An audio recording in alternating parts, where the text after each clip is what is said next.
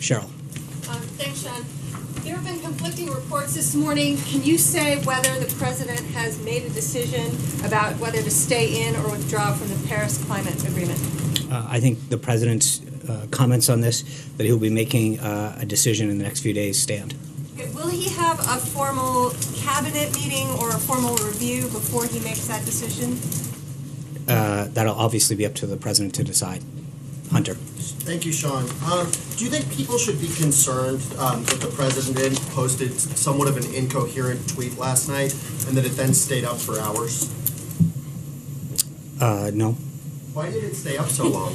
Is no one watching this? No, I think the president and a small group of people know exactly what he meant. Blake. Wait a minute. What is Covfefe? Blake. What does it mean? Blake. What is Covfefe? Blake. No, but still you can't. Blake. Itself? Blake. Is at this point with Paris, is it fully remove, fully stay in, or is there a middle ground that the president is willing to negotiate? I think some pieces cut out, some pieces remain. Look, when the president has a decision, he'll make that announcement and he'll make it clear what the basis of that is. And then, Trey. Thanks, Sean. Two quick questions. So to be clear, the president has not made a final decision on the Paris Climate Agreement?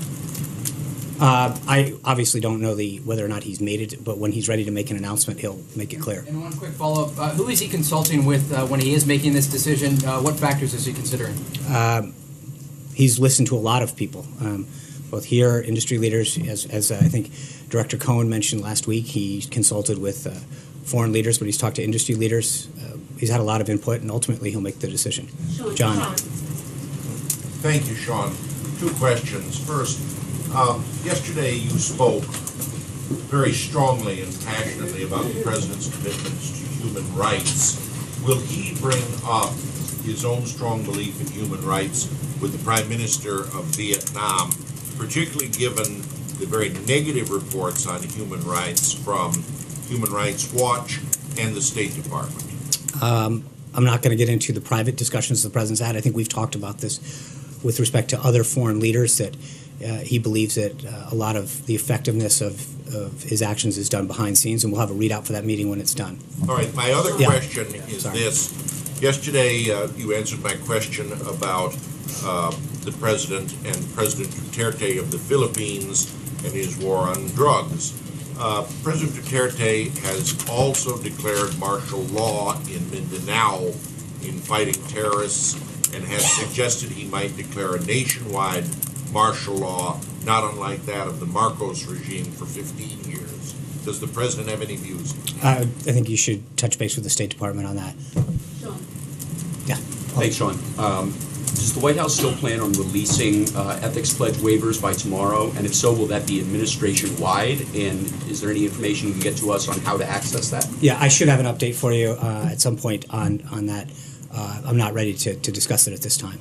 Zeke. Thanks, Sean. Just following up on the Jerusalem Amnesty Act waiver, has the president made a decision? Sources are saying he's going to issue it. And does the president have any update on the timing of his decision as fulfilling his pledge to move the embassy? I expect something very soon on that. And so will the president also give an explanation for why he's taking whichever action he's taking, given that this was a central campaign pledge of his? Yeah, I think once we have a decision, we'll put it out and we'll have a statement for it. Amen. Thanks, John. A little while ago, Elon Musk tweeted a threat to withdraw from some of the White House CEO councils if the president leaves the Paris Accord, makes that decision. Does the White House have any reaction to that? I think let's wait and see what the president's decision is. I don't want to get ahead of the president. When he makes that decision, we'll let you know and have any further reaction at that time. Can you characterize Elon Musk's level of input here? He said he's been advising the president on this. This is somebody that the White House obviously has invited multiple times and participates on multiple councils here. So is he a trusted advisor? How I think the president has a lot of people that he gets input from on a lot of issues.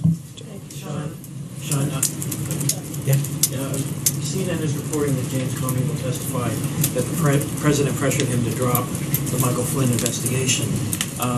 Did the president engage in obstruction of justice in repeated meetings with James Comey? Our job, we are focused on the president's agenda, and going forward, all questions on these matters will be referred to outside counsel Mark Kasowitz. Thanks, Sean. The president met with European leaders last week, obviously. Did those discussions from the German chancellor and others influence his decision-making on the Paris Climate Agreement? As I mentioned, the president has taken input from a lot of individuals to help formulate his decision-making, and when he's got that decision made, we'll make it clear. And a follow-up, please. There are several ways that the president could withdraw from the Paris Climate Agreement, the fastest of which is withdrawing from the UN Framework on Convention on Climate Change. Is that on the table? Again, I don't want to get ahead of what he may or may not do. When we have an announcement, we'll let you know. Matt. Thanks, Sean. I have a question about this Kathy Griffin incident. Obviously, her conduct has been widely condemned, and it's not a partisan thing to say joking about violence toward the president is unacceptable. But on that note, I wanted to ask about Ted Nugent, who joked multiple times about assassinating President Barack Obama, who said Hillary Clinton should be hanged. He was invited to the White House for dinner by President Trump. Do you believe that was appropriate? And if Trump is offended by this incident, why was he not bothered by all of Mr. Nugent's comments? With respect to Kathy Griffin, I think the President, the First Lady, and the Secret Service have all made statements on that I'll let stand. No, but Ted Nugent, the discrepancy there, why was it okay for Mr. Nugent to make these comments? I'm not, to be honest with you, I'd have to look back and see what those statements were and what the reaction was at the time. Stuck on my machine. I understand that, but I'm not aware of what the reaction was at the time. I know that the statement with respect to Ms. Griffin was acknowledged by both the First Lady, the President, and the Secret Service. But Ted Nugent did say that, Sean. Francesca. Thank you, Sean. Thank you. Not to beat a dead horse here on the Paris Agreement, though, there have been several reports today that said the President is planning to pull out of the Paris Agreement.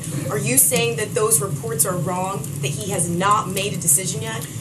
No, what I am saying is that when the President has a decision to make, he'll let people be it known. And I don't think whether it's a personnel decision or any other action that we tend to get ahead of the President. He's the ultimate decider, and when he has a decision to make, he'll let you know. I'm sorry for the delay, but I know we've got Vietnam welcoming here. Catch up with you later. Thank you, guys. I'm sure he's going to be.